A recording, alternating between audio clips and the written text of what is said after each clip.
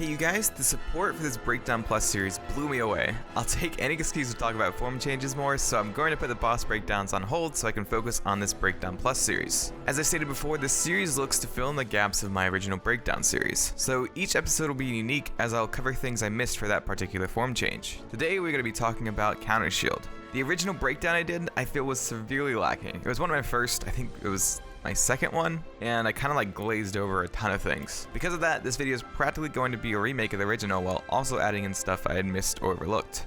The first thing I want to look at is the transformation. I actually never broke down the transformation into this form change. Sora's Keyblade grows bigger as he brings it to his side. The Keyblade twists and the bolts of lightning on the sides of the Keyblade break off, growing and surrounding the middle of the Keyblade. Lightning arcs between the different pieces as they move to their place. As Sora brings the Keyblade down to his side, we can see that the pieces have condensed down towards the handle. If the camera doesn't go into a cinematic view, we can see the pieces spin as they move towards the handle of the Keyblade.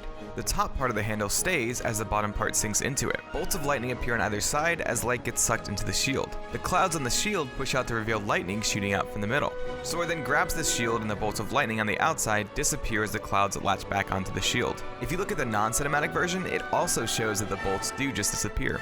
At a normal speed, you can barely even see what the bolts are, so it's probably likely they didn't feel the need to animate them going to the shield. Anyways, let's move on to combat. Half of these attacks in the combo actually deal lightning damage. You can tell this because the Sorcerer Nobody takes no damage during some of the attacks since he is immune to all magic attacks. The attacks that deal lightning damage are the shield throw, the dash, as well as the combo finisher. The finisher also deals lightning damage.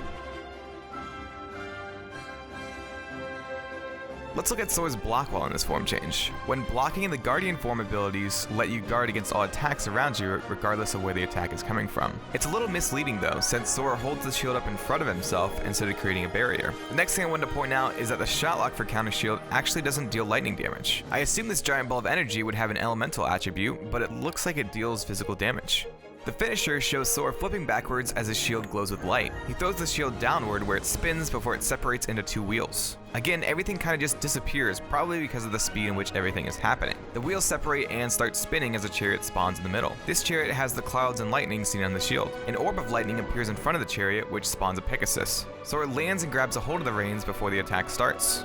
The finisher has a mind of its own, or so I thought. It actually targets the enemies around you and moves around the area trying to hit as many enemies as possible. If you're fighting only a single enemy, the chariot will circle that enemy multiple times as you attack. If there are no enemies around you, the finisher will automatically end. The last thing I want to talk about is the strategy for Counter Shield, which obviously focuses on countering enemy attacks. While you can use it against mobs or single enemies, I found this form change to be good for single enemies since most of your attacks are focused in front of Sora, such as some of the attacks in the combo as well as the counter attacks. Even the finisher, which can deal damage all around you and cover a wide area, does better against a single target damage-wise. That's just my opinion though. I know there are some attacks that do cover a wide area, and the finisher can technically cover a wide area, but I feel like it's better for single enemies or targets. What do you guys think though?